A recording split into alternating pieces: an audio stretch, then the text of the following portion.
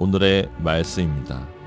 여호수아 3장 7절에서 17절까지의 말씀입니다. 여호와께서 여호수아에게 이르시되 내가 오늘부터 시작하여 너를 온 이스라엘 목전에서 크게 하여 내가 모세와 함께 있었던 것 같이 너와 함께 있는 것을 그들이 알게 하리라. 너는 언약궤를 맨 제사장들에게 명령하여 이르기를 너희가 요단 물가에 이르거든 요단에 들어서라 하라. 여호수아가 이스라엘 자손에게 이르되 이리 와서 너희의 하나님 여호와의 말씀을 들으라 하고 또 말하되 살아계신 하나님이 너희 가운데 계시사 가나안 족속과 헷 족속과 히위 족속과 브리스 족속과 기르가스 족속과 아모리 족속과 엽스 족속을 너희 앞에서 반드시 쫓아내실 줄을 이것으로써 너희가 알리라. 보라, 온 땅에 주의 언약궤가 너희 앞에서 요단을 건너가나니 이제 이스라엘 지파 중에서 각 지파에 한 사람씩 12명을 택하라. 온 땅에 주 여호와의 궤를 맨 제사장들의 발바닥이 요단물을 밟고 멈추면 요단물 곧 위에서부터 흘러내리던 물이 끊어지고 한 곳에 쌓여 서리라. 7월 한 달은 모든 교육부서 낙원교회에서 드려진 예배는 동일한 주제로 예배하고 있습니다. 오늘은 마지막 주고요. 지난주 가정예배 드렸던 영상들 몇 편 추려봤다라고 이야기하는 한번 영상 준비된 대로 틀어주시겠어요? 보시죠. 하나님 아버지 오늘 하루도 지켜주셔서 감사합니다. 우리 죄를 없애주셔서 감사합니다. 그리고 우리 치아하고 저하고 안 싸게 해주시고 우리 허리 낫게 해주세요. 예수님 이름으로 기도드립니다. 아멘. 하나님 아버지 오늘 하루도 지켜주셔서 감사합니다. 우리 가족 다 안 아프게 해주시고 우리 운동할 때 안 울고 잘 할 수 있도록 따뜻한 마음으로 만져주세요. 우리 가족 사랑하게도 잘 지내게 해주셔서 감사합니다. 예수님 이름으로 기도드립니다. 아멘. 나의 마음으로 자기를 계획할지라도 내 마음을 인도하시는 그는 여호와이시다. 사본 16장 9절 말씀.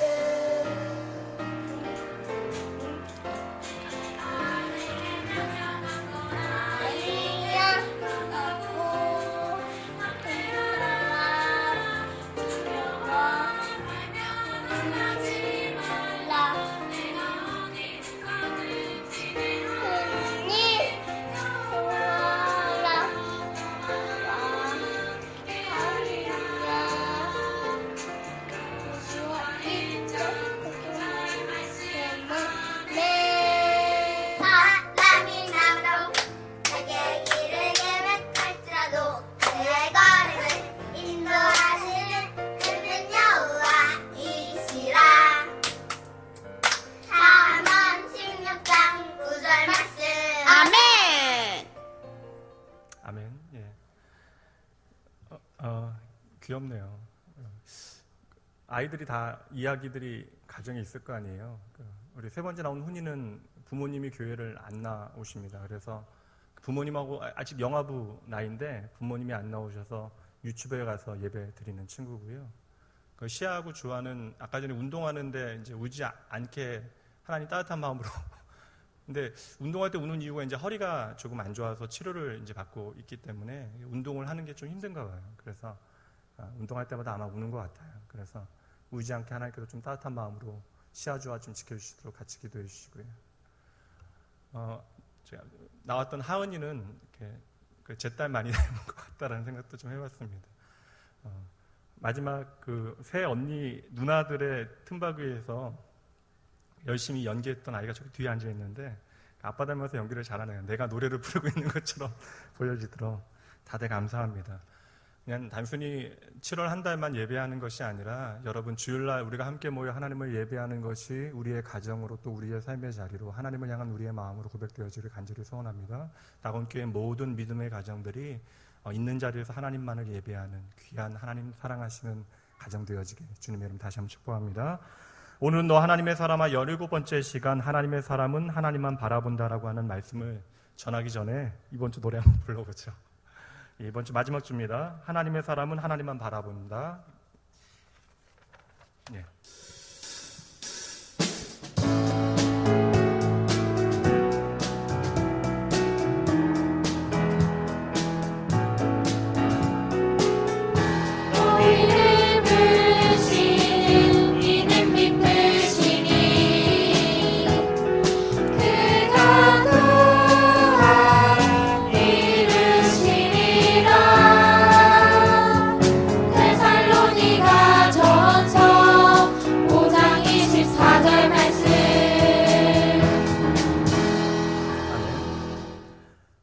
오늘까지 계속해서 모르겠다는 표정 짓지 마시고요. 연습하시면 됩니다.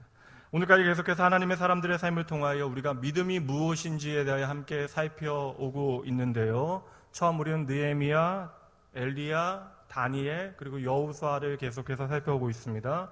결국 16번 4명의 사람들을 통하여 우리는 그들의 각자의 이야기를 살피는 것에서 그친 것이 아니라 그들이 보여주고 있는 믿음의 본질이 무엇인지에 대하여 우리는 계속해서 끊임없이 집중하고 있습니다. 그럼 여러분 16주 동안에 그리고 우리가 오랜 세월 교회를 다니면서 믿음이 무엇인지에 대해서 셀 수 없이 들었는데 그렇다면 이제 여러분 믿음이 무엇입니까? 라고 하는 질문에 여러분의 정의를 가지고 하나님 앞에 또한 세상을 향하여 증거하실 수 있겠습니까?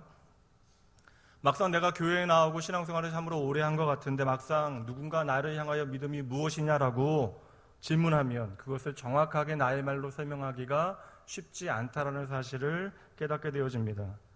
우리가 하나님에 대하여 많이 공부하고요, 내 삶에 하나님에 대한 경험이 많다라고 이야기해도 믿음이라고 하는 문제를 한마디로 또한 한 단어로 또한 혹은 한 문장으로 정리하는 것은 결코 쉬운 일이 아니에요.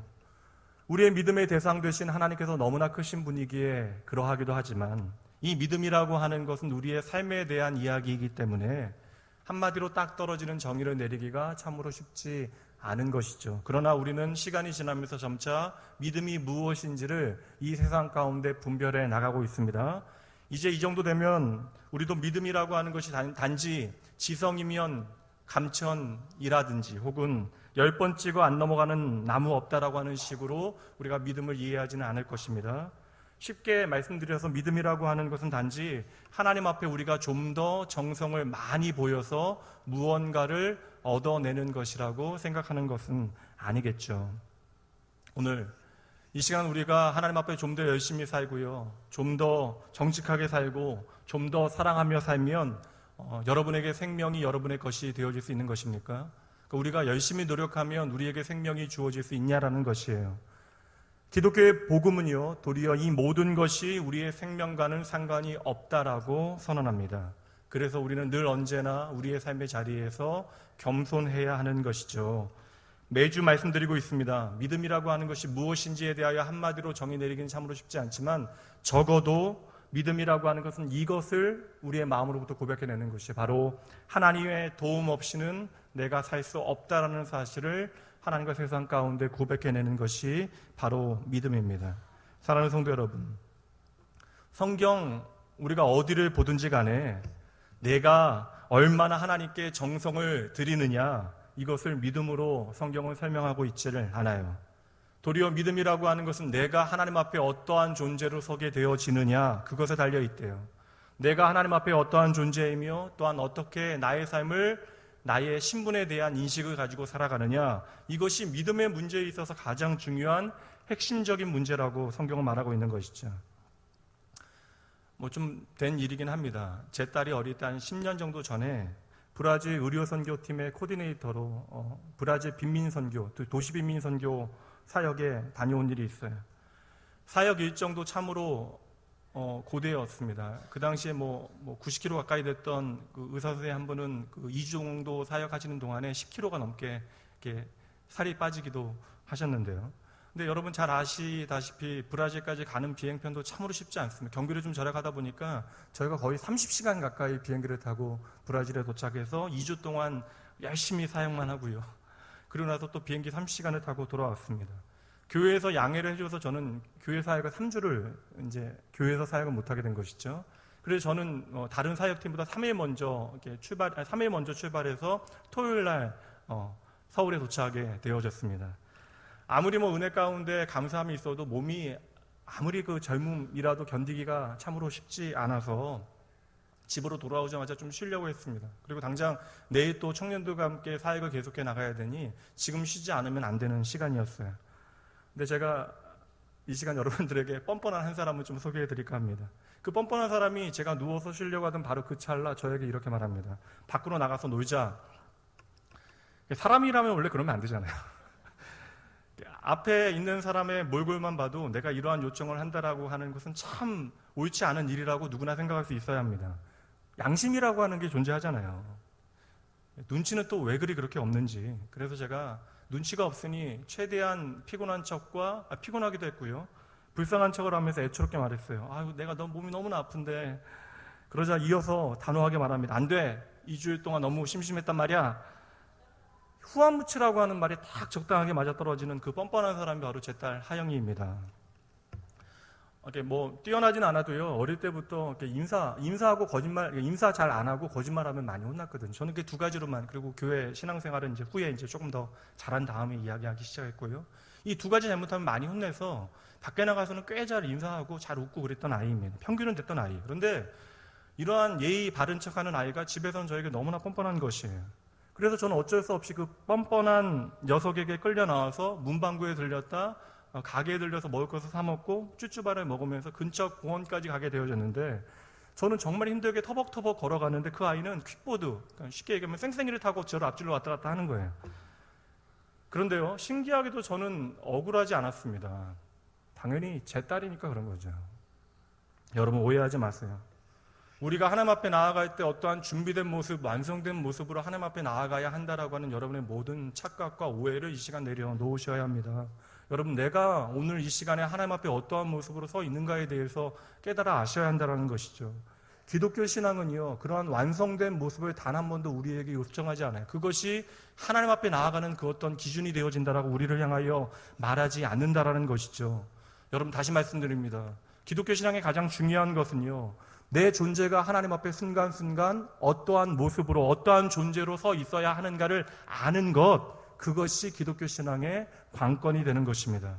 사랑하는 성도 여러분, 우리가 하나님 앞에 담대히 나아갈 수 있는 것은요, 오늘 우리의 준비된 모습 때문이 아닙니다. 오늘 이 자리에 앉아 계신 분들 중에는 좀 더 하나님 앞에 예배하기 위하여 준비된 분들과 준비되지 않은 분들이 함께 앉아 계실 것이에요. 그러나 여러분, 우리가 좀 더 준비되어졌기 때문에 오늘 더 하나님 앞에 당당하게 나아가 예배할 수 있는 것이 아니라는 것이죠. 우리의 신분 때문에, 우리의 존재 때문에 우리는 하나님 앞에 나아가 예배할 수 있게 되어진 것입니다. 그럼 여러분, 이 신분과 우리의 존재가 어떻게 바뀌게 되어졌는가를 아셔야 하는 것이죠. 저희 교회는 영아부와 유치부 아이들이 꽤 있습니다. 제가 하나밖에 안 키워봐서 확신해가지고 100% 이야기 드리기는 어려워도 제가 아이를 키워보니까요, 아이는 철이 들어서 이쁜 게 아니라는 사실을 알게 되어졌어요. 그래서 제가 영아부 엄마들 보면 힘든 거 아니까 많이 힘들죠 라고 격려하면서 그래도 지금이 가장 좋은 시기예요 라고 말씀을 드립니다. 공감하는 분들은 아무도 안 계세요. 외려 아이 하나가 철이 들어가면서 아쉽게 느껴질 때가 요즘은 더 많이 있습니다. 여러분, 아빠이기에, 그리고 딸이기에 딸은 아빠에게 이리저리 계산하지 아니하고 무엇이든지 요구할 수 있게 되어지는 것이죠. 이제 여러분, 반대로 잠시 그 아이의 아빠 이야기 해드릴게요. 이렇게 새삼스럽게 제 얘기 해드릴게요. 제가 유치원 때 7살 때 아버지께서 교회를 개척하셨습니다. 어느새 37년 전 이야기예요. 그 당시는 다들 어려우셨으니까 어렵다 그런 건 중요한 것이 아닙니다. 이제 개척을 하고 모든 개척하시는 목사님들이 대부분 다 어려우셨던 시기를, 그 당시 시기를 다 살아내셨던 터예요. 그래서 가락 아파트 1차 아파트가 막 이제 준공이 이제 끝나고 아파트에 사람들이 들어올 시기였는데, 그 당시 이제 아파트에 들어오신 분들도 자기 집을 사기는 했는데, 이제 은행 대출금이나 많은 것들을 갚아내셔야 했나 봐요. 그래서 많은 분들이 아파트 13평의 방 2개를 하나를 다른 사람 빌려줘서 같이 살거나 17평의 방 하나를 빌려주는 일들이 있었습니다. 저희도 이제 13평의 아파트에 이제 방 하나를 빌려서 주인집 밥 다 먹고 나면 밥 먹고 그렇게 지냈던 때가 있어요. 근데 여러분 아시겠지만 자녀가 많으면 신혼부부에게는 방 하나를 내줄 수 있어도 아들이 둘인 집에 여러분이 주인이라면 방 한 칸을 내주시겠습니까? 그렇게 인자한 표정 짓지 마시고요. 보통 그렇게 안 하잖아요. 그러니까 아무래도 저는 그렇게 믿습니다. 저를 덜 사랑해서가 아니라 제가 첫째니까 믿으니까 한 집사님이 집에 저를 보내셨어요. 저희 교회 이제 개척교회니까 성도가 있을 때가 아니니까 부모님이 아시는 집사님 댁에 저를 보내셨고 이제 부모님과 제 동생은 아파트 방 한 칸을 빌려서 들어가게 되셨죠. 근데 제가 들어간 집도요, 가락 아파트 같은 아파트였는데 아이가 셋이었습니다. 근데 위에 첫째 누나와 둘째 형은 나이 터울이 많았기 때문에 저하고 놀아주지 않았고, 저보다 한 살 많았던 준이라고 하는 그 형이 저하고 같이 시간을 보내주었어요. 그 형하고 좀 많이 놀았는데 지금 생각해도 그 막내는요 참 철이 없었습니다. 제가 나이가 어리긴 했는데 저는 첫째고 그 형은 막내잖아요. 그러니까 너무나 철이 없어요. 그렇게 말을 안 듣습니다. 초등학교 2학년인데요 날마다 구구단 2단과 3단을 외우고 있어요. 그리고 아버지는 학교 선생님이셨는데, 초등학교 선생님이셨는데 밤마다 들어오셔서 그 준이 형이 구구단을 한 단을 외우면 이렇게 칭찬해 주시고 모대호도 뽀뽀를 해 주시고 나가시는 거예요. 근데 참 신기하죠. 저도 이제 그 집사님에게 사랑받고 싶은 마음 때문에 1학년 때 저는 한글을 못 깨우고, 한글을 깨우치지 못하고 들어갔습니다. 그러니까 한글을 깨우치지 못하고 학교에 들어간 바보 같은 제가 하루 만에 구구단을 다 외운 거예요. 그리고 그날 외운 구구단을 지금도 외웁니다. 9일은 9, 9일 18. 근데 여러분 생각해 보니까요, 제가 하루 만에 구구단을 다 외운 것은요, 제 지력 때문이 아니에요. 바로 그분이 제 아버지가 아니었기 때문에 그러는 것이죠. 그렇게 해서라도 그분에게 잘 보이고 싶었던 마음이 있었던 것입니다. 근데 반대로 준이 형은요, 내가 구구단을 외우지 않아도 내 아버지가 나를 사랑한다라고 하는 사실을 알기 때문에, 구구단을 외우는 것과 상관없이 나는 아버지의 사랑을 받는 존재라는 사실을 확신하였기 때문에 그렇게 지독하게 구구단 2단과 3단에 머물러 있었던 것이죠. 그때는 참 바보라라고 생각했는데 지금 생각해보니 참으로 지혜로운 형이었다라는 생각이 들어요. 여러분, 어찌 생각해보면요, 철든 자식이라고 하는 것은 부모를 부모로 인정하는 자식이 철든 자식이 아닐까 생각을 해봅니다. 그래서 자녀는 언젠가는 때때로 부모를 향하여 뻔뻔한 순간들이 있는 것이죠. 자녀가 부모를 향하여 뻔뻔할 수 있는 이유가 무엇이에요? 내 부모의 나를 향한 사랑을 확신하게 되어질 때 때로는 우리는 뻔뻔할 수 있는 것입니다. 그것이 저는 건강한 부모와 건강한 자녀의 자연스러운 모습이라고 생각을 해요. 여러분, 이것은 정확하게 우리의 신앙생활에도 적용되어지는 것입니다. 오늘 이 시간 여러분이 오늘 하나님 앞에 어떠한 모습으로 나와서 하나님을 예배하고 있는가를 점검해 보시죠. 내가 하나님 앞에 자녀의 확신을 가지고 이 한 시간 나아가고 있는가를 확인해 보셔야 한다는 것입니다. 오늘 본문의 말씀으로 다시 돌아가 볼까요? 오늘 본문의 말씀은요, 드디어 이스라엘 백성들이 요단을 건너는 장면입니다. 근데 여러분, 오늘 말씀 보세요. 오늘 말씀에 보면 강바닥이 갈라지잖아요. 강이 갈라져서 그 사이를 사람들이 건너가게 되어지는 기적과 같은 이야기가 담겨져 있는데, 만약에 여러분 이 기적이라고 하는 것이 오늘 본문의 말씀의 가장 중요한 핵심이라면 이 말씀을 오늘 여러분의 삶에 어떻게 비추어 내시겠습니까? 당장 그들에게 나타난 기적이 오늘 우리의 삶에 나타나지 않는다면 여러분, 그러면 우리가 하나님을 향하여 좀 억울한 마음을 표현해내야 되잖아요. 하나님이 그들도 사랑하시고 나도 사랑하시는데 기적이 핵심이라면 그들의 삶에 기적이 있었던 것처럼 오늘 우리의 삶에도 기적이 나타나야죠. 우리가 이러한 확신을 가지고 내일 우리가 요단강을 찾아갈 수는 없으니까 석촌호수나 한강에 한번 나가볼까요? 언약궤는 없으니까 우리 박동원 장로님 앞장 세우시고 장로님이시니까 성경책 대신 드시고 한강에 먼저 들어가시면 우리가 갈라지면 같이 따라 들어갈까요? 여러분, 오늘 여기에는요, 눈에 보이는 기적을 뛰어넘어서 훨씬 깊은, 우리가 오늘 반드시 붙잡아야 되는 복음의 핵심이 무엇인지 그 복음의 본질을 우리에게 비추어 주고 있습니다. 이 점을 염두에 두시고요, 오늘 본문의 말씀 8절 말씀을 함께 이 시간에는 읽어보도록 하죠. 함께 읽습니다. 너는 언약궤를 맨 제사장들에게 명령하여 이르기를 너희가 요단 물가에 이르거든 요단에 들어서라 하라. 아멘. 여기서 우리가 가장 먼저 기억해야 할 것은 무엇이에요? 하나님께서 제사장들에게 내리시는 명령입니다. 무엇입니까? 무엇이에요? 언약궤를 짊어지라라는 거예요. 그러니까 여기에 등장한 오늘 본문의 말씀 여호수아 3장에 등장하는 제사장, 그냥 제사장이 아니라 바로 하나님의 언약궤를 어깨에 메고 있는 제사장입니다. 지난주 제가 말씀드린 대로 이제 언약궤에 대하여 다는 알지 못하겠지만 언약궤의 의미가 무엇인지를 기억하시는 분들이 많을 거예요. 언약궤는 당장 우리를 구원하신 하나님의 능력과 하나님의 기적, 그 모든 하나님의 전능하심을 나타내고 있기는 하지만 그보다 언약궤를 통하여 하나님께서 우리에게 전하고 싶으신 하나님의 마음이 무엇입니까? 인간이 얼마나 못되고 연약한 존재인지, 또한 하나님의 은혜 없이는 살아갈 수 없는 존재인지를 그 바로 언약궤가 보여주고 있는 것이죠. 그래서 그 언약궤 안에 들어있는 세 가지는 모두 인간이 하나님을 떠나 살아가려고 하는 인간의 죄악된 본성을 비추어 주고 있는 것입니다. 그래서 여러분, 언약궤 위에는 무엇이 반드시 부어져야 하는 거예요? 어린 양의 피가 그 언약궤 위에 반드시 부어져야 하는 것이죠. 그래서 이 언약궤는 인간이 얼마나 하나님의 은혜가 필요한 존재인지, 또한 어린 양의 보혈이 필요한 존재인지를 기억하게 하는 물건입니다. 잘 기억하세요. 그럼 이 언약궤 법궤가 지금 제사장들의 어깨에 메어져서 요단에 가장 먼저 들어가게 되어집니다. 언약궤가 요단으로 들어가는 모습을 통해서 그러므로 여러분이 먼저 보셔야 하는 것은 저와 여러분을 구원하시기 위하여 갈보리 십자가에 달리신 예수 그리스도를 기억해 내셔야 하는 것이죠.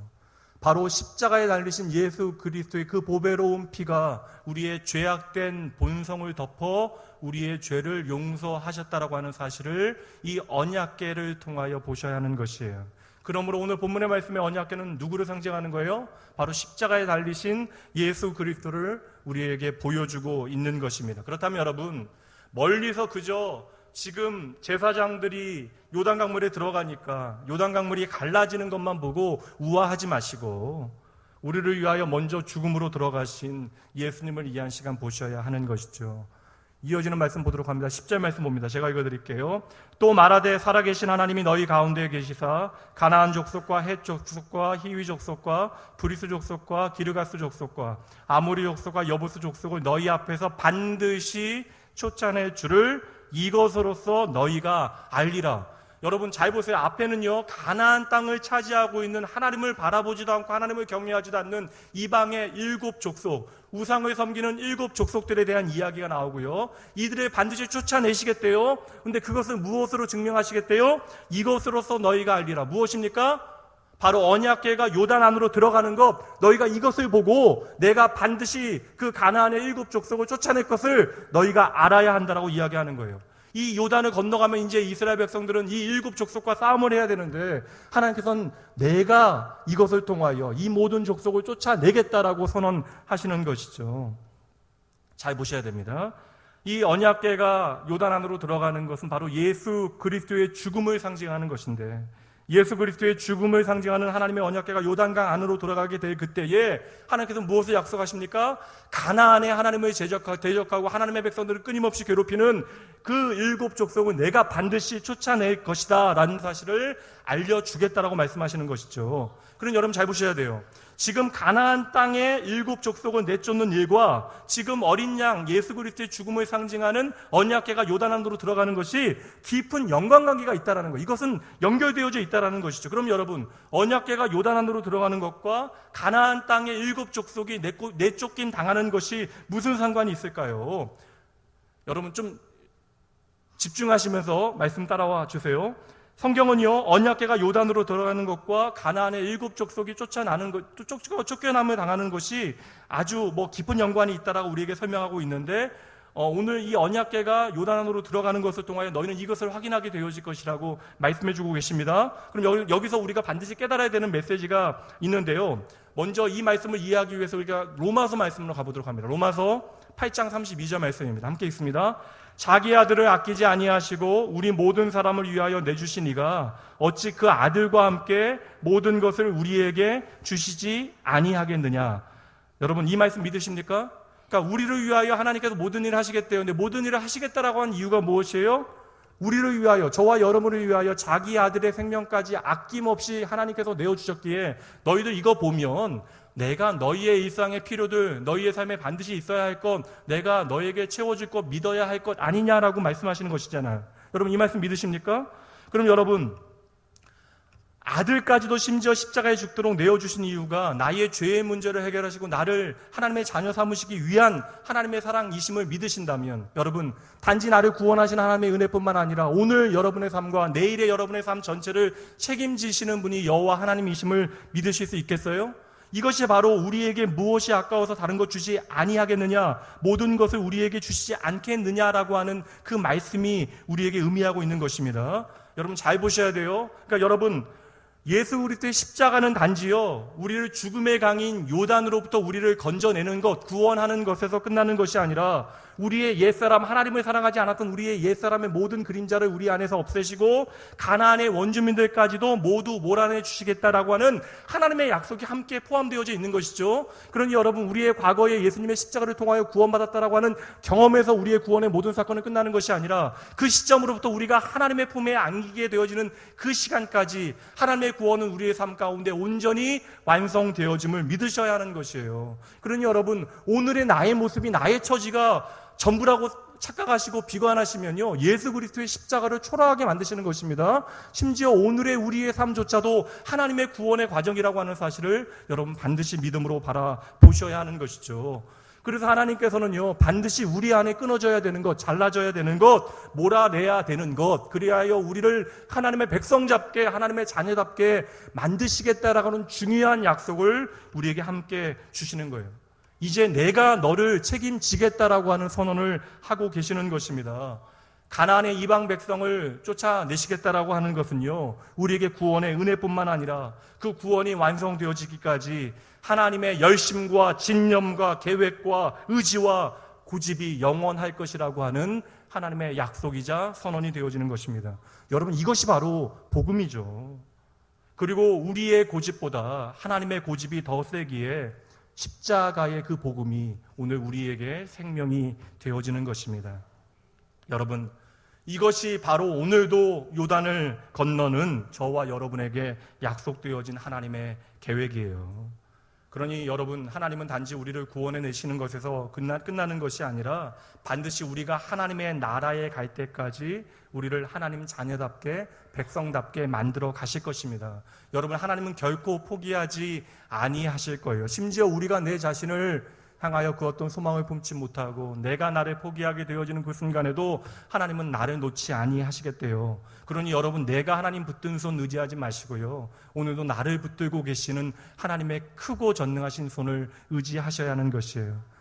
이미 우리는 그 증거를 가졌습니다. 우리의 생명을 위하여 지불하신 대가가 바로 예수 그리스도의 생명이에요. 이 시간 옆에 있는 분들, 앞뒤에 있는 분들 바라보면서 함께 그 확신 가지고 고백해 보시죠. 하나님은 결코 당신을 포기하지 않으십니다. 앞뒤로도 다시 한번 인사합니다. 하나님은 결코 당신을 포기하지 않으십니다. 여러분, 그래서 하나님의 사랑은요, 인내와 오래 참음으로 성경에 계속해서 표현되어지는 거예요. 이것이 바로 하나님의 사랑임을 여러분 보셔야 하는 것입니다. 하나님께서 우리 안에 하나님의 계획이 온전히 이루어지기까지 잘라낼 것은 우리 안에서 잘라내시고 쫓아낼 것은 쫓아내시고 버릴 것은 반드시 버리게 하시는 하나님이시라는 거예요. 그러니 여러분, 오늘 나의 의지와 나의 열심만을 의지하지 마십시오. 요단강으로 들어가고 있는 언약궤를 통하여 여러분 오늘 분명하게 보셔야 돼요.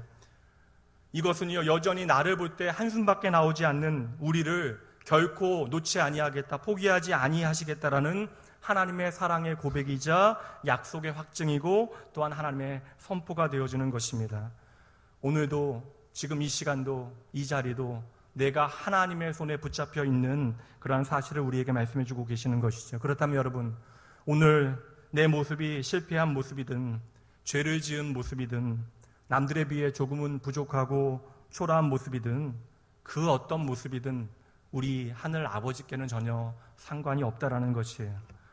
그러한 우리에게 하늘 아버지께서 요구하시는 것은 두 가지일 것입니다. 첫째는요, 우리의 신분이 무엇인지를 알라는 것이죠. 무엇이에요? 내가 하나님의 사랑받는 자녀임을 기억하고 하나님 앞에 나아가기만 하면 되는 거예요. 근데 우리가 이 사실을 입술로는 고백하는데 우리의 삶 가운데 너무나 쉽게 놓치게 되어지는 것이죠. 그래서 제가 그 집사님께, 그 남자 집사님께 잘 보이기 위하여 오늘 하루 동안 구구단을 다 외워야 한다라고 힘쓰고 애썼던 것처럼, 그렇게 함으로써 그분에게 사랑을 갈구했던 것처럼 우리도 하나님 앞에 나아갈 때 끊임없는 우리의 삶의 조건들과 이유들을 만들어내는 거예요. 내가 아직은 내 형편이 좋지 않아서 하나님 앞에 나아갈 만한 자격이 되지 않는다고, 좀 가정 형편이 좋아지고 상황이 좋아지면 내가 나아가겠다고, 내가 사업장과 직장에서 조금 더 성공하면 하나님 앞에 좀 하나님의 이름에 영광스러운 자녀가 되지 않겠냐고, 내가 좀 여유가 생겨야지 지금은 이 모양 이 꼴로 내가 어떻게 하나님의 영광을 위하여 살아갈 수 있겠냐고. 여러분, 이것은 다 우리가 만들어낸 우리의 이유와 우리의 조건이라는 것이죠. 여러분, 한번 제가 질문 드릴게요. 여러분의 삶 가운데 여러분이 자신할 만한, 자랑할 만한 것 한 가지는 다 있으실 거 아니에요. 그럼 여러분, 우리가 그것이 외모라고 한번 생각을 해보자고요. 다 다르니까요. 제 경우에 들어서 그냥 설명드릴게요. 여러분, 제가 만약에 제 외모에 대해서 아주 자신이 있다라고 생각을 해보세요. 사실은 없어요. 근데 제가 만약에 제 외모에 대해서 아주 자신이 있어서 여러분 앞에 제 외모를 뽐내는 것이 아주 기쁘고 자랑스러운 일이라 한들, 제 옆에 지금 이 시간에 조인성이라고 하는 배우가 서 있으면 제가 그것을 자랑할 수 있겠어요? 여러분의 외모가 아무리 아름답다 한들, 내 사랑하는 아내가 아무리 이쁘다 한들, 객관적인 기준에서 그 옆에 김태희 씨가 바로 있다고 한다면 내 아내가 참으로 아름답고 이쁘다라고 고백할 수 있겠습니까? 사랑의 눈, 믿음의 눈 빼고요. 안 되잖아요. 그건 안 되는 거예요. 그런 조건으로 우리가 우리 자신에 대하여 자랑할 수 있겠냐고. 특별히 그것이 세상에서도 안 되는 얘기인데, 하나님 앞에 그러한 조건들을 가지고 하나님 앞에 나아갈 만한 자격이 우리 안에 주어지겠냐고요. 여러분, 죄송합니다. 그러나 여러분 착각하시면 안 됩니다. 하나님 이러한 것들 전혀 개의치 아니하시겠대요. 로마서 3장에 보면요, 이제 3장으로부터 진짜 복음의 본질이 무엇인지, 하나님이 핏값을 사신 교회와 성도와 그 기독교의 진리가 무엇인지를 바울 사도는 아주 뜨거운 문체를 통하여 복음의 그러한 깊이를 우리에게 설명해내고 있는데, 바로 그 시작이 로마서 3장으로부터 시작되는데, 그 시작에 대한 말씀에 3장에 보면 이 선언으로부터 시작돼요. 3장 23절 말씀에 이 땅에 의인은 없다니 하나도 없다라고 하는 선언으로부터 시작되어지는 것입니다. 다시 말하면요, 우리 스스로는 아무리 노력하고 노력해도 하나님 앞에 나아갈 수 없다라는 거예요. 그러니까 우리가 노력을 해서 하나님 앞에 나아갈 수 있는 자격이 우리에게 주어지지 않아요. 이미 거룩하신 하나님 앞에 하나님을 떠난, 그리하여 하나님의 경건과 거룩이 이룰 수 없는 우리들은 우리의 노력과 의지를 통하여 더 이상 하나님 앞에 나아갈 수 없다라는 것이죠. 그래서 하나님께서는요, 우리에게 다른 어떤 조건이 아니라 하나님의 자녀라고 하는 신분으로 하나님 앞에 나아오기를 그토록 바라시는 것입니다. 여러분, 이것 때문에 예수님께서 이 땅에 오신 거예요. 그리고 이것 때문에 우리를 위하여 죽으시고 우리를 위하여 부활하신 것입니다. 그러므로 여러분, 우리가 하나님 앞에 나아갈 때 우리가 가져갈 것 아무것도 없지만, 만약에 우리가 하나님 앞에 가져가야 하는 것 하나를 우리가 챙겨야 한다면 바로 예수 그리스도, 나를 위하여 죽으신 예수 그리스도밖에 없는 것이죠. 그러니 여러분, 우리가 하나님의 자녀로 예수 그리스도와 더불어 하나님 앞에 나아가신다면 조금 뻔뻔해지셔도 괜찮은 거예요. 이처럼 하나님께서 우리가 하나님의 사랑받는 자녀라는 것을 기억하고 하나님 앞에 나오래요. 두 번째, 우리가 하나님 앞에 나아갈 때 하나님께서 우리에게 요구하시는 것은, 우리가 자녀로 하나님 앞에 나아갈 그때에 하나님이 어떠한 분이신가를 기억하는 것이죠. 하나님이 얼마나 크신 분인가를 우리가 고백해내야 돼요. 그러므로 여러분, 하나님께서 반드시 사랑하는 우리에게 모든 일들을 이루실 것이라는 사실, 하나님이 다 하신다라고 하는 사실을 반드시 믿는 믿음이 우리에게 필요한 것입니다. 여러분, 이 사실 믿으세요? 오늘 하나님께서 여러분의 삶을 책임지시고 여러분의 미래의 모든 삶의 이야기조차 하나님의 주권 안에 있음을 믿으십니까? 여러분, 그러므로요, 믿음은 우리의 이야기가 아니에요. 왜 우리가 믿음을 정리하기 어렵냐면, 믿음은 우리의 이야기가 아니고 저와 여러분의 삶에 베푸시는 하나님의 이야기, 하나님의 행하신 일들과 하나님의 은혜의 이야기가 믿음이기에, 여러분, 나의 이야기만을 가지고 하나님 앞에 나아갈 수 없는 것이죠. 오늘 본문의 말씀 보세요. 11절부터 13절입니다. 보라, 온 땅의 주의 언약궤가 너희 앞에서 요단을 건너 가나니 이제 이스라엘 지파 중에서 각 지파에 한 사람씩 12명을 택하라. 온 땅의 주 여호와의 궤를 맨 제사장들의 발바닥이 요단 물을 밟고 멈추면 요단물 곧 위에서부터 흘러내리던 물이 끊어지고 한 곳에 쌓여 서리라. 저도 예전에는요, 제사장의 발바닥이 먼저 보였습니다. 그래서 제사장의 발바닥이 요단 강물을 밟게 되어지면, 그때 멈춰서면 요단 강물이 갈라진다라는 말씀으로 보여졌어요. 그래서 하나님께서 오늘 우리를 위하여 모든 일을 다 해줄 수 있는 분이지만, 제사장이 요단 강물에 발을 담근 것처럼 그 창이라는 그런 세상 가운데, 나를 두렵게 하는 세상 가운데 믿음으로 나의 발을 담궈야지 하나님께서 요단 강물을 갈라주실 것이다 라고 생각을 했습니다. 전혀 틀린 말은 아니에요. 그러나 여러분, 그거보다 우선되어지는 전제가 있다라는 거예요. 그 전제 놓치게 되어지면 요단 강물에 발을 담그는 것은 중요한 행위가 아닐 수도 있습니다. 여러분, 제사장들은 오직 하나님의 말씀을 믿고 믿음으로 요단 강물에 발을 담궜겠죠. 그러나 여러분, 제사장의 발이 요단 강물에 담궈졌기에 요단 강물이 갈라진 것이 아닙니다. 여러분, 요단 강물이 갈라진 사건은요, 인간의 행위나 인간의 믿음 자체를 전제에 두고 있는 것이 아니라는 것이죠. 그럼 여러분, 이제 요단 강물이 왜 갈라졌는가를 그 진짜 이유를 여러분들에게 말씀드릴게요. 여러분, 3장 전체를 읽어보시면요, 의도적으로 여호수아가 3장 전체에서 계속해서 반복하여 쓰고 있는 표현들이 나옵니다. 10번이 넘게 이 표현이 나와요. 방금 전에 읽었던 13절 말씀에도 이 표현이 나오네요. 우리는 제사장들의 발바닥이 먼저 들어오는데요, 그보다 우리의 눈에 먼저 들어와야 되는 표현이 있습니다. 그 제사장을 설명하는 표현이죠. 무엇입니까? 여호와의 궤를, 여호와의 언약궤를 어깨에 맨 제사장들. 지금 여호수아서 3장 말씀에는 여호와의 궤를 여호와의 언약궤를 어깨에 맨 제사장이라는 표현이요, 10번이 넘게 계속 반복되어져요. 그럼 여러분 잘 보셔야 돼요. 지금 제사장들이 그 발을 요단에 담궜기 때문에 요단이 갈라진 것이 아닙니다. 그들의 어깨에 무엇이 들려 있기 때문에 요단 강물이 갈라졌다고요?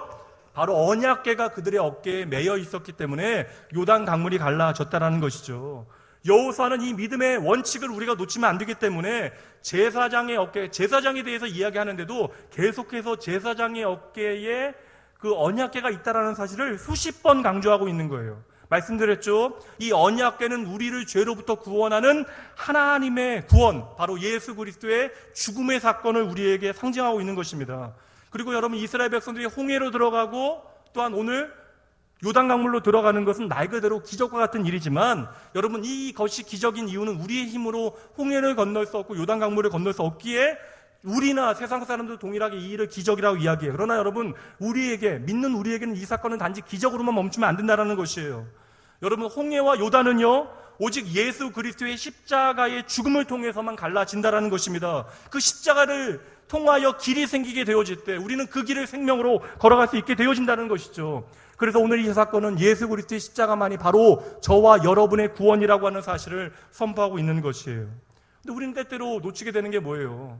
우리의 어깨에 들려있는 예수 그리스도, 그 언약궤는 바라보지 못하고 우리가 무엇한 것만 기억합니까? 요단강물에 내 한 발을 담근 것만 기억하는 것이죠. 그러니 내가 나도 모르는 순간에 내가 하나님 앞에 행한 일들만 기억하고 때로는 내가 나를 구해낼 만한 자격이 있는 것으로 착각하게 되어지는 것이죠. 이렇게는 생각 안 하겠지만 그래서 우리의 삶에 불평이 생기고 원망이 생기고 하나님을 향한 영적 침체가 나타나고 그러는 것이에요. 여러분, 2000년 전 어느 날 한 마리 새끼 나귀가 예루살렘 성으로 들어오게 되어져. 맨날 주인에게 구박받고 왜 너는 이렇게 짐을 많이 지지 못하냐고 혼나기도 하고 욕 들어먹었던 나귀가 예루살렘에 들어가게 될 때 사람들이 자기를 보고 너무나 좋아해줘요. 노래를 불러주고 자기 덥다고 막 가지기도 막 해줍니다. 신이 났어요. 내가 대단해 보입니다. 그 새끼 나귀는 뭘 못 본 거예요? 내 등 뒤에 사고 계신 분이 바로 예수 그리스도라는 사실을 보지 못했던 것이죠.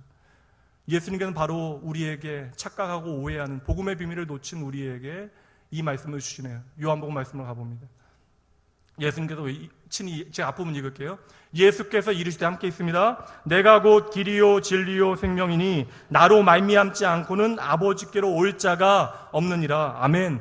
예수 그리스도의 십자가가 우리의 복음이 되어지기에, 예수님이 우리의 구원의 유일한 방법이 되어지기에 예수님께서 우리에게 무엇이라고 말해요? 내가 곧 길이요 진리요 생명이니 나로 말미암지 않고는 아버지께로 올 사람이 아무도 없다라고 말씀하시는 거예요. 그러니 여러분, 이 말씀에 우리의 귀를 기울일 수 있다라고 이야기하면 우리는 인간인 제사장들에게 주목하면 안 되는 거예요. 내 자신에게만 몰두하면 안 되는 것입니다. 우리가 봐야 되는 건 뭐예요? 이미 우리의 어깨에 주어진 언약궤 예수 그리스도의 십자가, 우리의 생명되신 주님께 집중하여야 하는 것이죠. 여러분, 인간인 제사장이 한 일만 집중하게 되어지면 여러분, 내가 한 일만 보여지는 거예요. 하지만 여러분, 우리가 언약궤만 바라보게 되어지 그때에는 하나님께서 나를 위하여 행하셨고 행하시고 행하실 일이 비로소 보이기 시작하는 것입니다.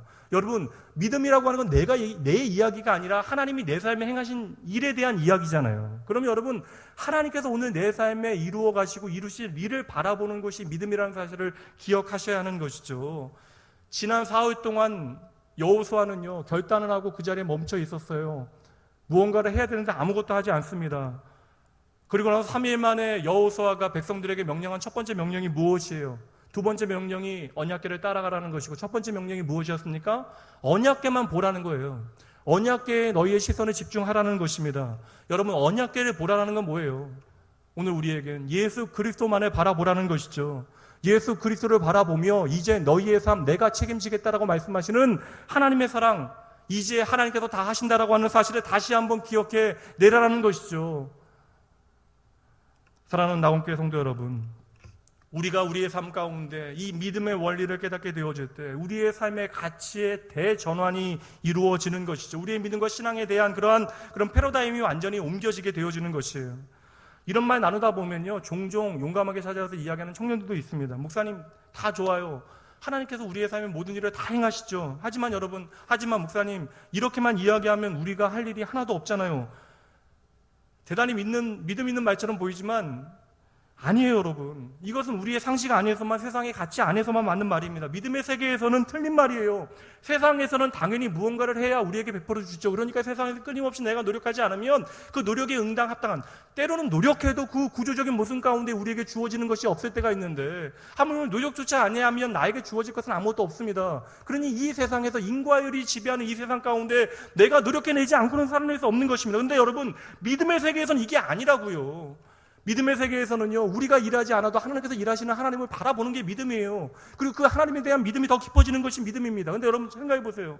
세상은 이해할 수 없는 하나님의 그 놀라운 은혜와 사랑을 우리가 날마다 경험하게 되어져요. 그 하나님의 놀라운 은혜와 사랑을 경험하게 되어지면 그 결과로 우리의 삶에 아름다운 성도의 변화가 나타나지 않겠습니까? 이것이 믿음의 응답으로 나타나는 결과가 되어지는 것이죠. 근데 우리는 끊임없이 무엇을 생각해요? 내가 그토록 하나님의 사랑을 받는 자녀라고 생각하는데 내가 무언가를 하지 않으면 하나님의 사랑을 받지 못할까라고 하는 그런 조바심이 있는 것이죠. 때때로 이것이 하나님 앞에 나와 예배하는 시간까지도 방해가 되어지는 것이에요. 여러분 기억하세요.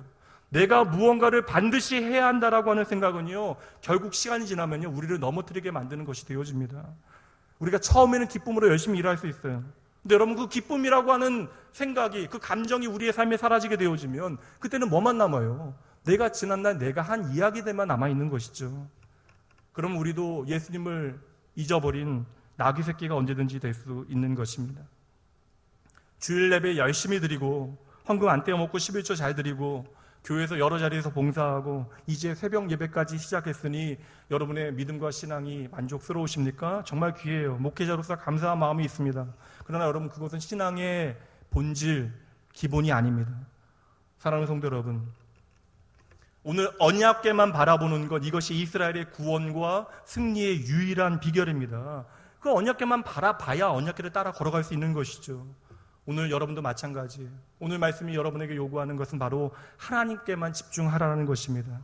여러분, 하나님께만 집중하면요, 어느새 여러분의 삶에 하나님의 백성답게 살아가고 있는 여러분 모습을 보게 될 거예요. 근데 여러분, 말씀이 우리에게 비춰주는 하나님의 백성들의 자격을 다 따지고 이것 살아낸 다음에 내가 하나님의 백성으로 살겠다라고 결심하게 되어지면 여러분 넘어질 수밖에 없다라니까요. 내가 하나님만 바라보고 하나님의 은혜와 사랑 가운데 하나님과 집중하며 살아갈 그때에 하나님은 우리의 삶을 하나님의 백성답게, 우리 안에 잘라내야 될 것, 없애야 될 것, 또한 사라지게 만든 모든 것들을 하나님께서 우리를 만져가시는 과정을 통하여 그때 우리를 하나님의 자녀답게, 하나님의 백성답게 만들어 가시는 것이죠. 그러면 여러분, 믿음이라고 하는 것을 너무나 추상적이고 어렵게 생각하지 마세요. 날마다 한 가지를 더 열심히 제대로 믿는 거예요. 무엇입니까? 하나님께서 다 하십니다. 하나님께서 다 책임지십니다. 이 사실의 믿음으로 더 진하게 깊게 고백해내는 것이죠. 여러분, 오늘 하나님께서는 우리의 삶을 다 지켜보고 계시는데 나름 성적표를 내실 수도 있죠. 그럼 여러분, 하나님께서 성적표를 내시는 것이 누가 얼마나 더 많이 헌금을 내냐, 교회에서 얼마나 더 많이 봉사를 하냐, 물론 여러분 그것이 하나님에 대한 진정한 감사가 되어지면 그것은 참 귀한 일이에요. 그러나 여러분, 하나님께서 그러한 성적표를 매기겠어요? 세상의 방법에 따라? 저는 그것이 아니라고 생각해요. 얼마나 열심히 했느냐라는 문제보다 내가 어떠한 마음을 가지고 하나님 앞에 나아갔느냐, 하나님께서는 그것을 보시겠죠. 그러니 예수님께서는 부자들의 헌금보다 과부의 두렙돈을 더 귀하게 여기셨던 것이에요. 그녀의 마음 중심을 보셨기 때문에 그러한 것입니다. 나의 오늘의 생존조차도 하나님의 은혜임을 그녀는 고백하고 있기에 예수님께서는 그 보잘것없이 보이는 과부의 두렙돈을 세상의 그 무엇보다도 귀히 여기셨던 것이에요. 여러분, 눈에 보이는 결과는 결국 A나 B나 똑같을 수 있어요. 그러나 하나님 앞에서는 완전히 다른 이야기가 되어질 수 있습니다. 신앙생활도 계속해서 여러분, 나 혼자 내가 스스로 해내는 것이라고 생각하시면요, 자꾸 짓눌리고 답답하고 재미없어지실 거예요. 여러분, 신앙생활이라고 하는 것은요, 나의 전 존재를, 말씀드렸죠, 나의 부끄러운 예배 시간은요, 내 멋진 모습만 가지고 하나님 앞에 나아가는 게 아니에요. 예배를 잘 준비하기 위해서는 나의 약함, 나의 부족함, 나의 추함, 더러움, 비루함 다 가지고 하나님 앞에 맡겨드리는 것이 예배입니다. 하나님 그럴 때 우리의 예배를 기뻐 받으시는 거예요. 그러니 여러분 우리가 어떠한 마음으로 하나님 앞에 나아가 예배하는 것이 참으로 중요한 얘기죠. 그래서 여러분, 우리의 전 존재를 예수 그리스도의 십자가 앞으로 던져놓는 것, 십자가의 공로 앞으로 던져놓는 것, 이것이 바로 신앙생활이에요. 그러므로 여러분, 하나님께서 오늘 저와 여러분에게 요구하시는 가장 중요한 것은요, 언약궤만 보라는 것입니다. 오늘 너의 구원 되시는 예수 그리스도, 그분만 바라보라는 것이에요. 여러분, 이것만 잘 하시면 되는 것입니다. 언약궤만 바라보게 되어지면요, 당장 창이라요. 지금 우리가 다음 주에 맥주 감사절인데, 지금도 이스라엘 백성들도 그 시기예요.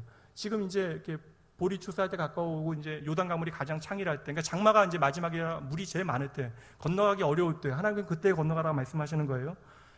여러분, 우리의 상식 안에서는, 경험 안에서는 두려운 일이죠. 그러나 우리가 언약궤만 바라보게 되어지면 그 창이라는 물은 우리에게 더 이상 담겨지지 않는 것입니다.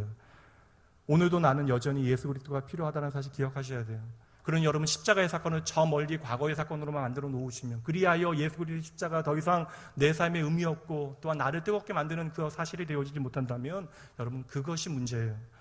나는 오늘도 예수 그리스도의 십자가 없으면 살아갈 수 없습니다라고 하는 간절한 고백을 드리셔야 되고, 이 고백이 어느새 여러분의 삶에 사라지셨다면 하나님을 향하여 오늘도 나는 예수 그리스도의 십자가가 필요한 존재입니다라는 그 사실을 깨달을 수 있도록 하나님 앞에 간절히 기도하셔야 하는 것입니다.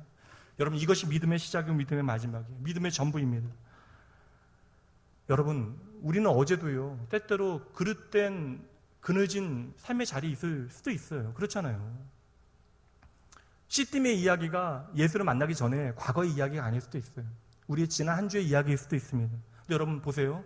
우리가 그릇된 그 그늘진 시딤 가운데, 죄악 가운데 일그러진 삶의 이야기를 가지고 있더라도, 그럼에도 불구하고 하나님의 긍휼과 자비가 목말라 나의 연약함을 고백하며 하나님 앞에 나오는 그 뻔뻔한 사람, 그 사람이 바로 하나님의 용서와 회복을 경험하게 되어지는 믿음의 사람인 것이죠. 그리고 하나님은 그렇게 내 삶의 모양과 상관없이 내 삶을 만져가신다는 사실을 바라보는 사람만이 하나님 앞으로 담대히 나아갈 수 있게 되어지는 거예요. 그럼 여러분, 나의 거룩함만을 의지하고 하나님 앞에 나오지 않는 인생과 오늘의 나의 더러움과 추함에도 불구하고 하나님 앞에 나아오기를 담대히 언제나 기쁨으로 나오는 그 사람 중에 누가 하나님의 그 긍휼과 사랑을 깊이 경험하겠습니까? 답은 뻔하죠. 여러분, 나는 더러운 죄인이니 거룩하신 하나님 앞에 나오는 것 말고는 내 삶의 방법을 찾아내지 못하는 사람, 이 사람이 바로 하나님이 찾으시는 하나님의 사람입니다.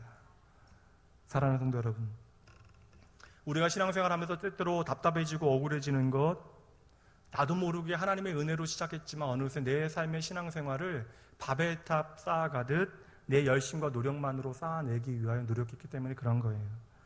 아까워도 다 무너뜨리셔야 됩니다. 다 일어놓으셔야 돼요. 그리고 다시 기본으로 돌아가셔야 됩니다. 그리고 예수 그리스도의 십자가 앞에 여러분 자신을 세워서요, 그분이 흘리시는 피가 무엇인지를 제대로 보셔야 됩니다. 그리고 예수 그리스도의 십자가의 그 보혈 안으로, 그 공로 안으로 여러분의 전 존재를, 자랑으로부터 실패의 모든 아픔까지 전 존재를 던져 놓으셔야 하는 것입니다. 여러분, 바로 그때에 요단이 갈라지는 거예요. 바로 그때 우리는요, 나를 도우시고 나를 인도하시는 하나님의 은혜를 생생하게 보게 되어지는 것입니다. 마지막으로 하나 더 생각할 텐데요, 여기서 이제 우리가 새롭게 예수 안에서 걷게 되어지는 그 길 한번 보도록 하죠. 17절 말씀입니다. 이 말씀을 함께 읽어보죠. 여호와의 언약궤를 맨 제사장들은 요단 가운데 마른 땅에 굳게 섰고 그 모든 백성이 요단을 건너기를 마칠 때까지 모든 이스라엘은 그 마른 땅으로 건너갔더라. 아멘. 여러분, 요단이 갈라져도 그 땅을 걷는 것이 쉽겠어요? 어렵겠어요? 우리는 요단 강물을 걸어본 적이 없으니까 쉽진 않을 거예요. 왜요? 우리의 상식 안에서는, 경험 안에서는 강물이 갈라져도 그 강바닥은 어떨 거예요? 진흙탕은 아닐 거예요. 그 땅이 사람의 발이 푹푹 빠지는 진흙탕과 같다면, 뻘과 같다면 어떻게 건널 수 있겠습니까? 근데 여러분 말씀 보세요. 17절 말씀에. 근데 이스라엘 백성들 앞에 나타난 땅은 어떠한 땅이에요? 마른 땅이래요. 그럼 어떻게 그들이 마른 땅을 건널 수 있었는지에 대해서 이 사실이 중요해서 4장 말씀, 그 뒷장 4장 23절 말씀에서 이렇게 이야기합니다. 제가 읽어드립니다.